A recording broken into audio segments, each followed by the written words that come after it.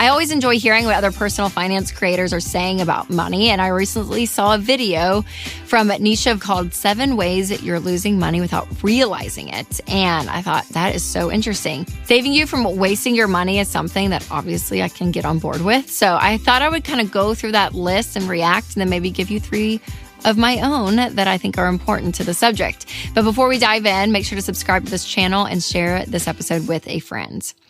All right, according to Nisha's list, the first way you might be losing money without realizing it is keeping your head in the sand. And this is everything from avoiding hard conversations in your life, not asking for a raise, not communicating with your spouse, not reaching out to a financial advisor. You are like procrastinating when it comes to taxes or paying bills. Maybe you're stressed out, so you're like, I don't even want to look at it. Maybe you're not moving your money from, just a savings account to a high yield savings account or a money market account to earn more interest. But like your head is in the sand, you don't want to know, you don't like it, and that is causing you to waste a lot of money. And I agree. I do think this is an important one to have on the list, and I like that she has it at number 1 because ignorance is not bliss when it comes to your money. And people really do avoid this topic in their life, and understandably, because they're stressed. Maybe there's some shame. They have a lot of, regret from decisions they've made. And so there's kind of like a plug my ears. I don't want to hear it. I want to just get through life. But you could be losing out on so much when you do this. So you have to face the facts.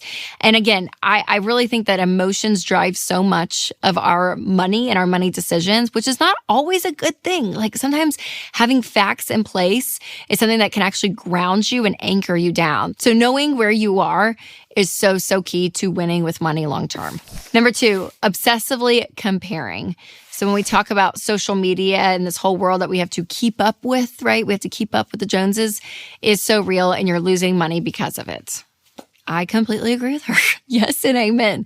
It is so wild how much money we spend because maybe not even we feel like on the surface that we're comparing and we're like, oh, we have to be like that. But it's just this idea of, oh, there's something out there. There's this product I would have never heard of otherwise, but because of social media and because of what's out there, we're like, oh yeah, this is normal. This is great. And you go and buy into it.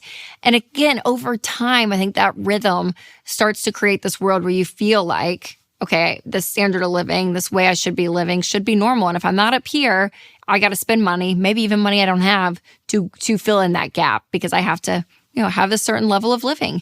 And that's what's so difficult is with social media that is thrown in our faces constantly. So I completely agree with number 2. Love it. Number 3 is not turning your capital quickly enough. So she talks about unused savings just sitting in a bank account and you're missing out on interest. And so there's kind of this idea of like releasing control of the nest egg so that you can make progress with your other goals.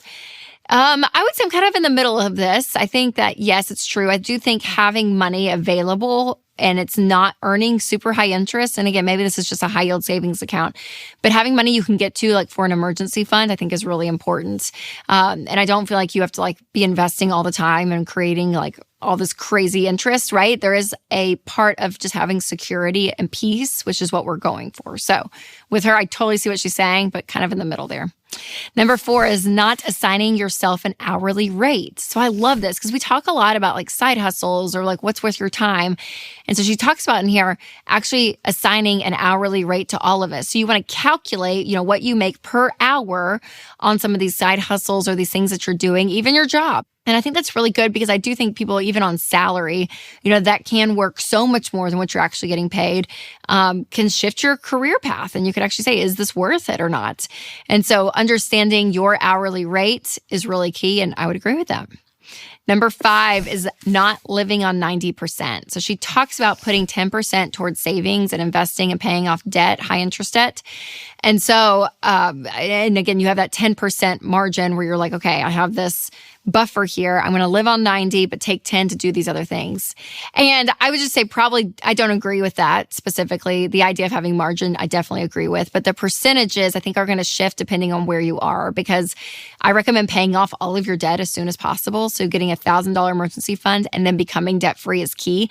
So when you're looking at your budget, that may mean you're living on 70% of your income and throwing 30 at debt, right? Or maybe you're past that stage and you're investing 15% of your money. Well, that's obviously more than 10%. Also giving away 10% of your money, I think is a great goal too. So the percentages are all going to shift, but the idea of margin I like, but I don't necessarily agree with that specific percentage. Number 6, focusing on cutting back instead of making more. And so she talks about how you can't stay stagnant and you have to take risks in your career. And when it comes to investing, because you want to play the offensive game versus the defensive game. And I can see that totally. I mean, there's a part of me that I really do agree with that. I think there is something important to say, hey, I'm going to be proactive in this. I'm not going to stay stagnant. I'm going to continue to move and go. But for me, my question would be, what's your motivation for that? Because I do think some people try to tackle like, oh, I want to have $1 million one day or whatever the number is. And sometimes these goals can be really empty. And then you think, I'll be satisfied if I have $1 million. We'll just pretend, which sounds great. And that would be nice. But like the idea is, okay, but once you get that, what's on the other side of it, right? And that finish line can continue to move. So I would say, yes, be proactive, but also make sure your motivation's coming from a healthy place. Number 7 is not tracking expenses. And I love this one. I love that she has this on the list because I totally agree. I think our spending can be so out of control and we don't realize where our income's going. We just spend and don't realize it versus saying, hey, I'm actually going to have a plan for where my income is going to go. And I'm actually going to track and see, okay, this is what's actually happening throughout the month because that's going to help you stay on budget. All right, before I share my 3 tips of what I would put on this list, I do want to tell you about one of our sponsors, Delete Me. I saw a headline recently that really caught my attention. 1/3 of the U.S. population's background info is now public. So for 115 million of us, data breaches mean that our info is just out there for anyone to find. And this is stuff like our names and addresses, phone numbers, and so much more. So that's why I love and use Delete Me, because they find and remove your information from hundreds of data broker websites that buy, sell, and trade your personal data. So take control of your online privacy with Delete Me. Individual Delete Me plans start as low as $9 a month. So sign up today at joindeleteme.com/Rachel for 20% off or click the link in the description. All right, here are the 3 things I would add to this list to make sure that you are not losing money. Number 1 is a budget.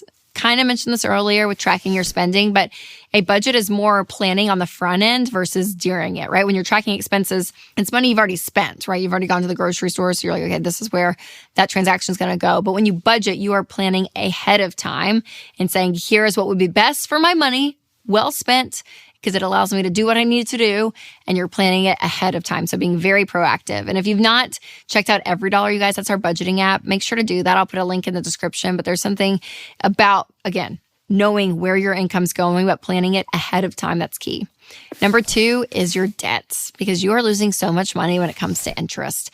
There is so much data out there that talks about not only just the peace of mind that you're losing, but you're also losing money because you live in this world of minimum payments. And when you do that, then you're paying so much interest on top of it. So getting it out of your life altogether, high interest, low interest, take it all out, right? All the debt, pay it off. And that is what I would do for sure to save money long term. And then the 3rd is actually giving, which kind of is a psychological twist here. But there is something about the idea of, golly, I feel like I'm losing money when I give. But there is so much more that you gain when you live your life with an open hand. And when you become less attached to money, where it's like the center of your world, there is so much to be gained there. Yes, I want us to be wise with money. Yes, I want us to, do things like get out of debt and get an emergency fund and invest. Like all of that is very, very important. But there can be a time and place like where you become so obsessive with it. And that's where I feel like it starts to steal part of your life. And so when you live your life with an open hand and you are generous and you're giving, money doesn't have this like hold on you that I think long term can take a toll on you and your soul, honestly. So putting it in its proper place is really, really key. And that's going to end up saving you money down the road because I think you make better and wise decisions because it's not the thing that you're chasing day in and day out.